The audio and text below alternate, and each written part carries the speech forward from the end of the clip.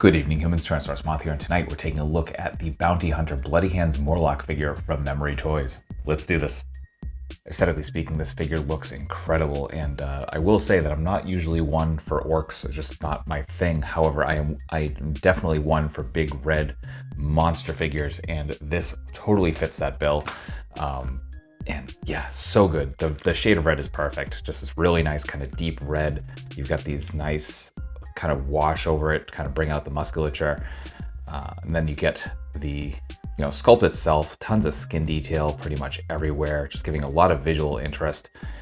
Then we get the armor, and everything is just painted beautifully. You got a really nice kind of worn base coat with this nice silver dry brush, just bring out all those details, make it look nice and aged and natural.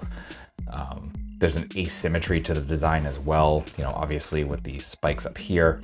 You got shorter and longer. You've got a gauntlet that's metal, a gauntlet that is bone of some sort with all these spikes and teeth.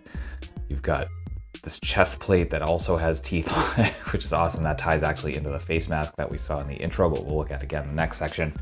You got the skull here as the belt buckle. Really nice detail here with the rope all painted beautifully. Nice precision painting as well. And yeah, just such good stuff all around. Like, I definitely have a lot of love for this figure. They got the chainmail piece here, which looks nice and layered. They got a nice depth, which again, just a simple dry brush over that kind of separates it from the kind of leather underneath it. So really good job from Memory Toys there. And down here we also get, obviously more leathery pieces, as we have these armor pieces are over the boots. We get buckles painted, we get the fur with some nice, like, kind of a white base with a little bit of yellow over it for aging. Just a really cool figure. Oh, and then the face sculpt, of course. And it is an orc, so you get that like big lower jaw. You get the piercing here through the nose. Just a really nice wash, bringing out those details. Again, it's just a little bit of dark wash just to bring out the scar, the wrinkling. Nice hair sculpt. Yeah, just so much good stuff. Just really, really awesome looking figure.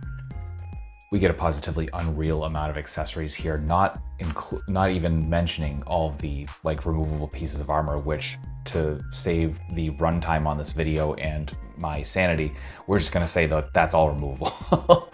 So starting with hands, we do get a pair of fists right out of the box. Then starting on the litany of hands, we do get a pair of grips. We get a second pair of grips, which are slightly wider. We get a pair of thumbs up hands. We get a pair of grasping, choking hands. We get a pair of Orange Cassidy style thumbs up hands. I'm sure this is probably something else, but that's kind of what I see it as.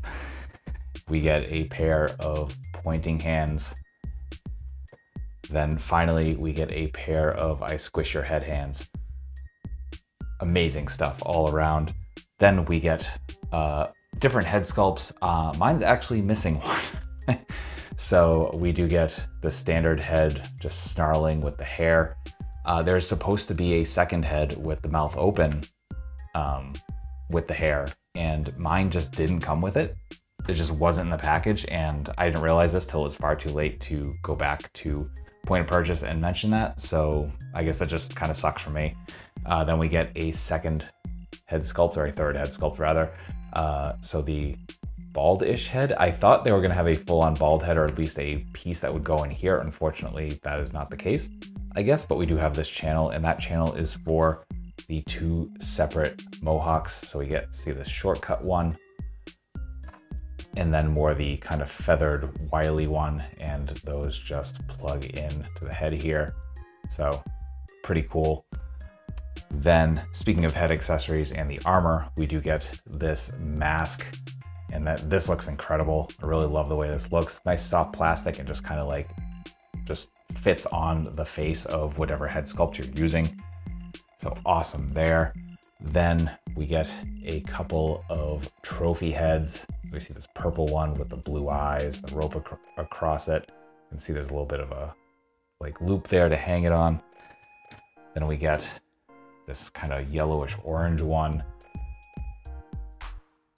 more of an orc looking deal. Again, we get that rope nicely sculpted as well. We get the loop there. Then we get this skull. You can see that little hole there, and that is because this fits on the spikes.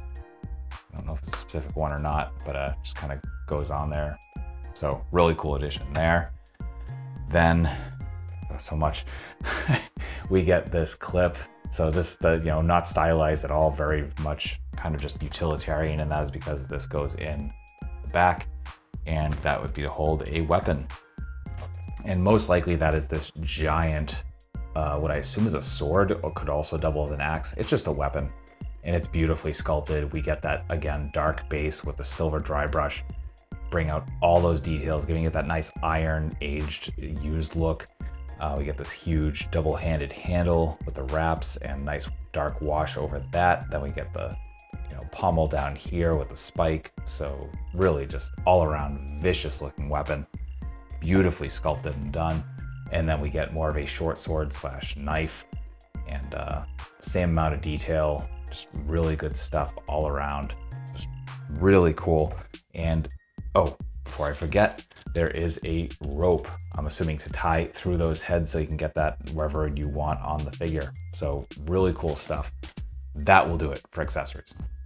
Wait, that won't do it. I'm an idiot and forgot the last piece. Again, all the armor is removable. These feet are removable as well. You got to heat the figure up to pop those off. But then if you don't want the boots on, you do have a pair of bare feet. You can see here, you get toe articulation just like you get with the boots. But yeah, so one last piece to swap out. That will do it for accessories. Articulation balance here, things of absolute beauty. As you can see, freestanding kicks, no problems. And part of that is just the flatness of the bottom of the boots. Part of it is just the balance of the figure in general. It's really, really nice. Freestanding kicks, as we can see. For our head, we are on a barbell joint coming from the body into the head. And that will allow us for some very nice up. Obviously the heads with the hair is gonna be a little different. You're gonna run into that, but for the bald head, you can go that far. You can look really nicely down. You get beautiful, beautiful tilt. Looks really weird actually without the mohawk there. And of course you got rotation. Then we get butterfly joints, as you can see here. So we're coming that far forward, or that far forward, that far back. So nothing crazy, but we also get some up and down as well. So we got a bit of a floating joint sort of situation. Come up with the arms, we're getting pretty much a perfect T. Bicep swivel, double jointed elbows, but we're only getting to 90 because he's so swole.